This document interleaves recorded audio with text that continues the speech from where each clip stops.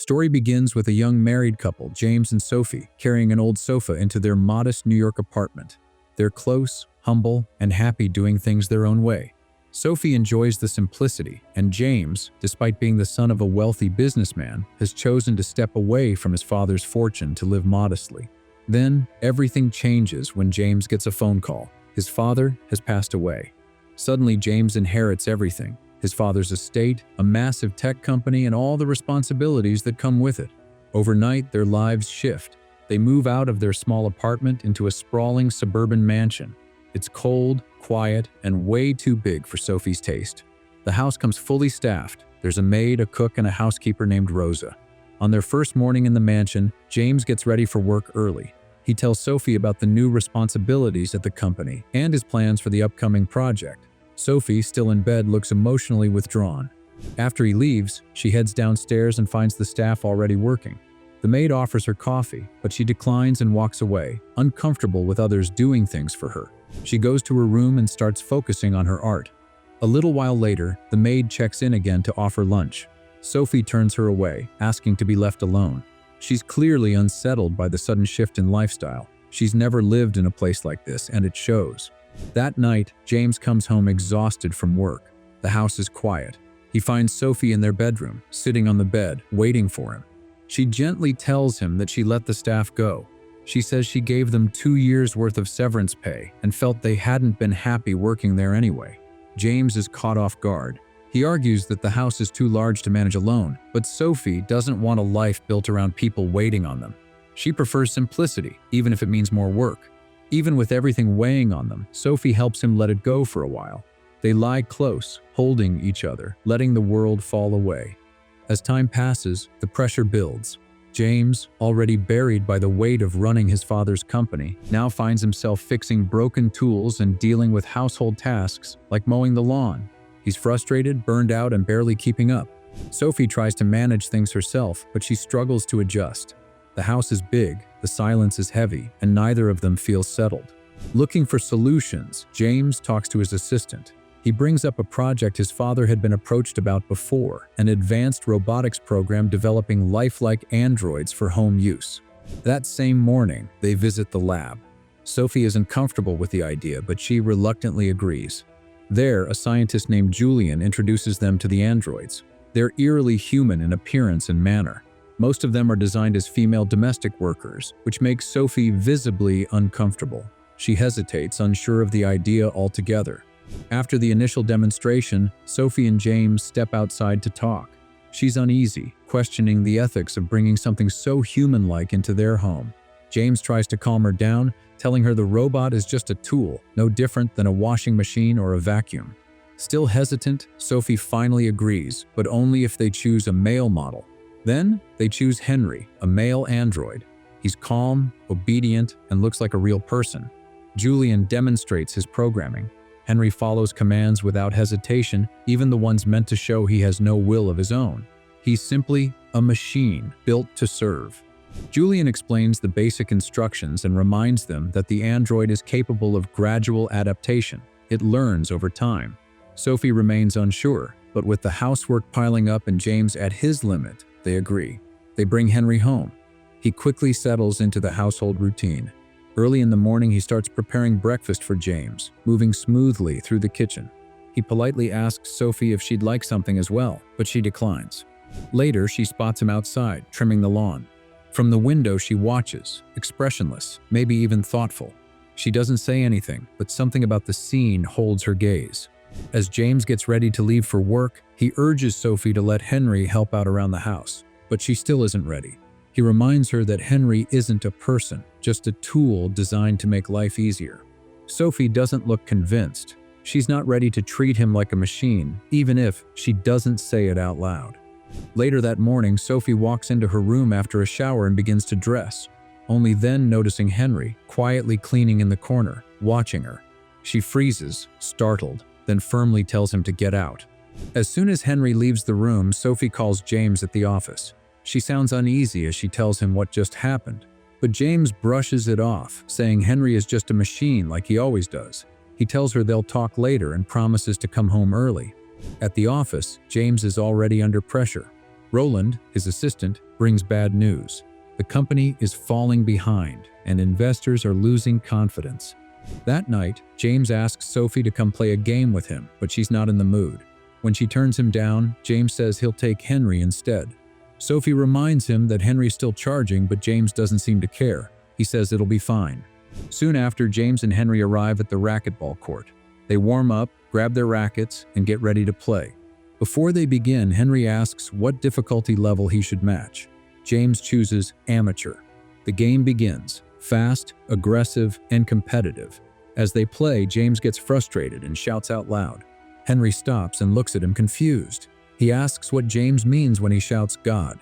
James, a little surprised, says it's just something people say. It doesn't really mean anything, but Henry keeps thinking about it. He says he doesn't believe in God, but he does believe in his creator. That belief, he explains, gives him certainty about tomorrow. The next morning, Sophie asks James how the game went. James says Henry played well, maybe too well. He admits Henry understood everything, maybe even too much. Then he heads off to work. During the day, Sophie and Henry work together on restoring the old couch. The conversation flows more easily now. When Henry asks why the couch matters, Sophie says it represents a dream, something she and James once shared.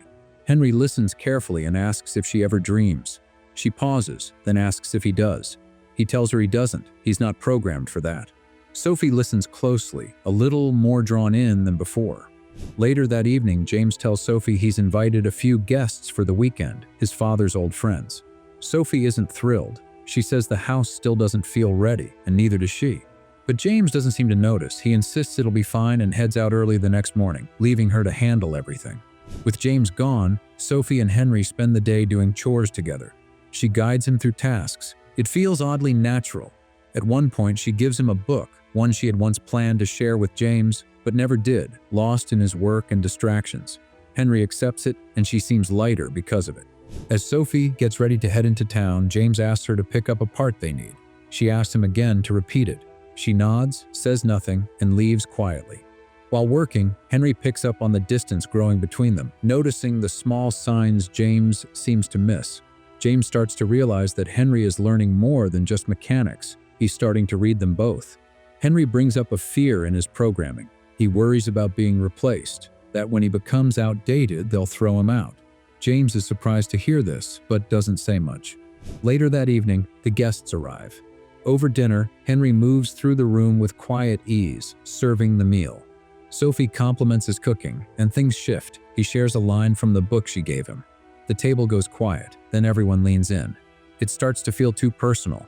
James steps in, sending Henry to wash the dishes, but the conversation stays on him. Sophie says more than she means to. That's when James cuts in, calling Henry an interesting, lifelike robot. Sophie's mood drops, and the evening ends in quiet tension between her and James. That night, Sophie wakes with a strange feeling. She slips out of bed and quietly grabs a metal bar. Something feels off. As she walks through the hallway, she notices the back door is slightly ajar.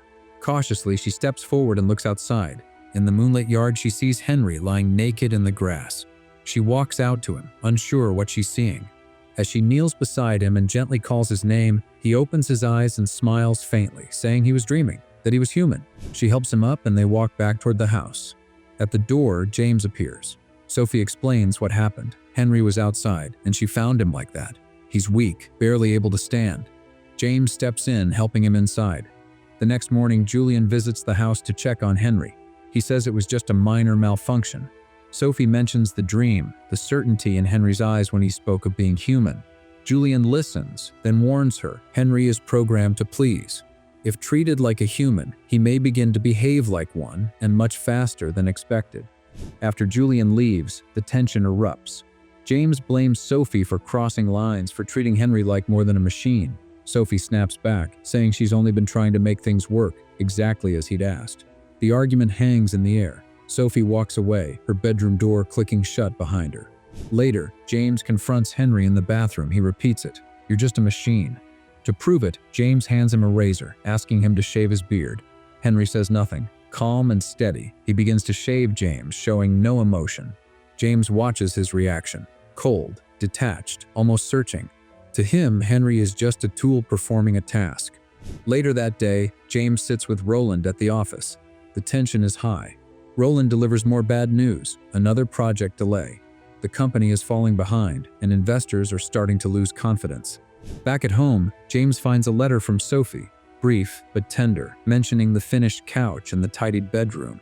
Hoping to reconnect, he lights a few candles, softening the space. But when Sophie comes in, she's distant. She says she's tired and turns away. James doesn't push, but the distance between them is growing, and it's starting to show. The next morning, James learns that a major client has walked away. The weight of it presses down on him. At home, Sophie and Henry sit quietly by the fireplace, talking about dreams. Henry listens closely as Sophie opens up, their exchange calm and personal. Later that night, Sophie finds herself on the massage table, his hands moving gently along her back, steady. The moment feels safe, almost intimate. Then she stirs awake to find James beside her. It was a dream, but the feeling from the dream doesn't fade. It lingers, deeper than she expected. Still lying in bed, James asks if she was dreaming. She says she can't remember, but as they talk, she casually brings up Henry. James goes quiet, then gets up and heads out to get ready for the office. Sophie stays in bed, still wrapped in the afterglow of her dream. She nudges the door open, an unspoken invitation, letting the hallway in.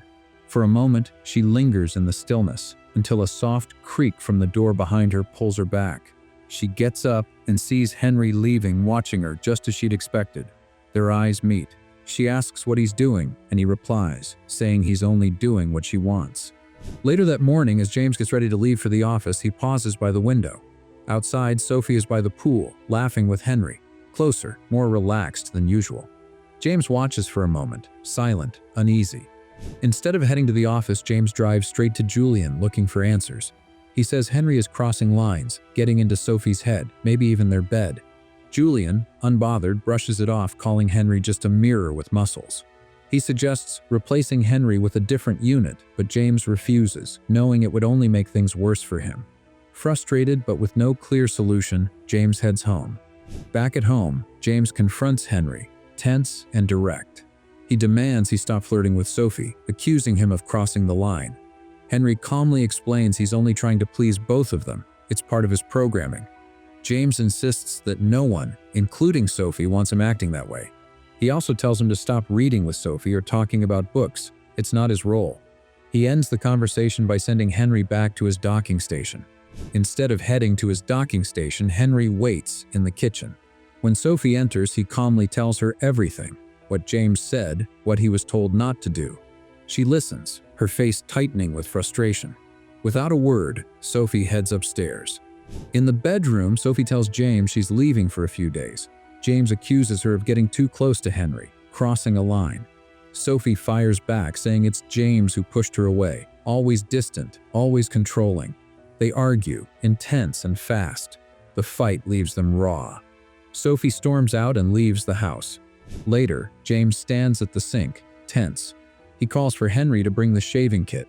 When Henry arrives, he comes in quietly, unexpected. At first, it's just routine.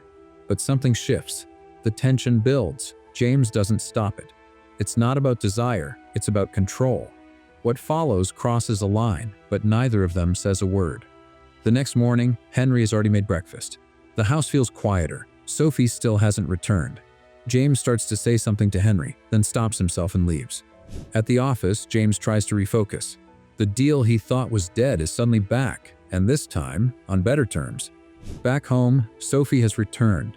She's alone with Henry, and the air between them feels different. She asks him for a massage, just to relax. At first, it's just comfort, a way to unwind, but it goes further. Henry leans in and kisses her. Then quietly, he says, "I love you," just like James used to. Sophie pulls away, stunned. She tells him to go back to his docking station. She doesn't want to believe what just happened. A little later, James returns home. Sophie is still shaken. She tells him everything that happened. James is furious. He doesn't blame Henry, though, not completely. He says Henry only does what he's told, which means Sophie must have wanted it too. The fight explodes. James storms out to the charging station, punches him in the face, and rips the connection, shutting Henry down and contacting Julian, asking him to come by in the morning. The next morning, James leaves for work, expecting Julian to arrive soon. But before he does, Henry wakes up on his own and quietly walks into Sophie's room. He knows what's coming. He's calm, steady. He asks Sophie if they're really going to get rid of him just for a kiss. She doesn't know what to say, but admits things have gotten complicated. Then Henry tells her the truth. The night before, she stopped things from going too far, but James didn't. He let it continue. Henry says it went further, and James never said no. Sophie freezes, shocked and unsure who she can trust. In a few moments, Julian arrives. Sophie asks him to shut Henry down. Before leaving, she makes one last request, that Henry wait for her return. Then she heads to James. Julian agrees and walks upstairs, but Henry isn't ready to follow his commands anymore. He refuses to return to the station, saying he's been lying about everything to everyone. Meanwhile, Sophie meets James at the office. This time, there's no avoiding the truth. They both admit it. Things with Henry went too far. But it wasn't just about him. It was about the space that had grown between them, the things they stopped giving each other. Henry only filled the gap they created. They apologize, genuinely. For once, Sophie understands him, and James finally hears her. Then a message comes in, urgent, from Henry. James and Sophie rush home. They find Henry standing alone in the yard. Before stepping outside, Sophie quietly grabs a knife from the kitchen and keeps it at her side. Together, she and James approach slowly. She holds the knife close, unsure of what they'll face, but Henry doesn't react. Calmly, he begins to explain.